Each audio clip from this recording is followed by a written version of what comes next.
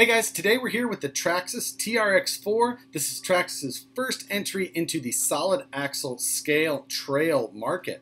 If you're into the scale and trail type market, then you've probably already seen a lot of the specs on this vehicle. I'm just going to kind of go over them quickly and give you my initial thoughts, and then in a couple of separate videos we're going to get in and disassemble the main components of this car and show you exactly what goes on to make this car what it is. The first thing to mention is this big licensed Land Rover D110 body. Now, it is a large body, and the wheelbase is a little bit longer than a standard 12.3 inch wheelbase. At 12.8 inches is what this one has. Now, the body has a lot of details as far as like this molded in exo cage roof rack combo, along with a fully functional spare rear tire and a couple of scale details back here. It's got large bumpers, rubberized molded fender flares, and side view mirrors, as well as a snorkel.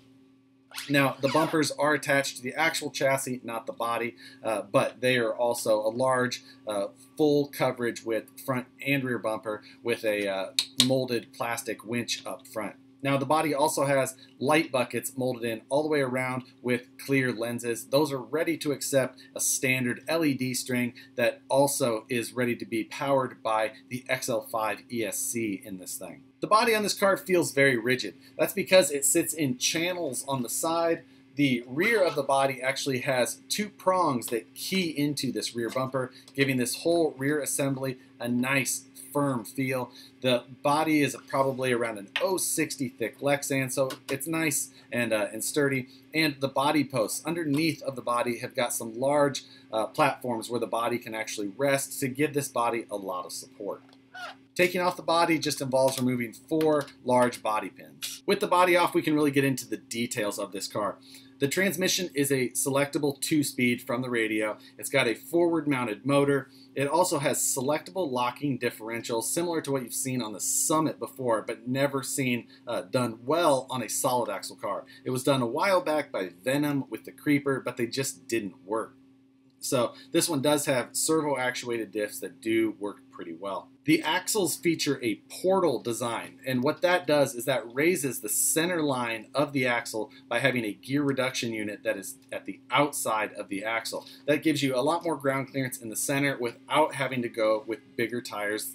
The axles do feature a fixed caster design with a decent amount of kingpin inclination. The portals, as well as the ring and pinion inside the axle, are all sintered metal. This car is steered by a metal gear servo that is chassis mounted. The suspension up front is a 3-link with panhard.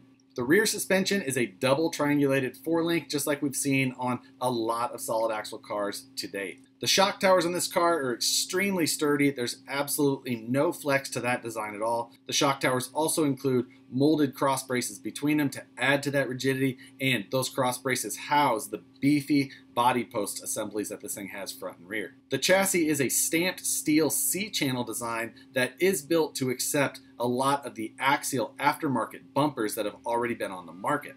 The ESC is an XL5 that has been updated with firmware to give this thing drag brake when put into the proper mode. The battery is mounted to the rear of the motor, but is still well centered in the chassis and is pretty low still. So this battery mounting position, still a pretty nice setup. All the electronics on this car are also advertised as waterproof. The shocks on the car feature an aluminum body with a plastic cap that has a swiveling rod end style design with coilovers for adjustable preload. The springs are pretty stiff and the oil is also pretty heavy, which does slow the suspension down quite a little bit.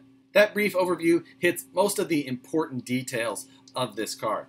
Overall, this car feels very rigid. There's not a lot of flex in any of the components except the suspension where they're supposed to be. This car does ask a premium cost, but with steel links and a lot of these other added features like a 2-speed and locking differentials, there is some added features in there for the extra money that they're asking. In the next 2 videos, I'm going to show you what it takes to completely remove and disassemble the axles in one video and the transmission in a second video. Those are the 2 major components to this car. And to get to those components, you do end up disassembling a lot of this car. And since it does take so much to get those 2 separate sets of components out and completely disassembled, I do want to break those up into their own videos separate from this one. So if you're interested in all of the technical details to how this car is put together, watch for the next 2 videos and you'll see exactly what makes this car go.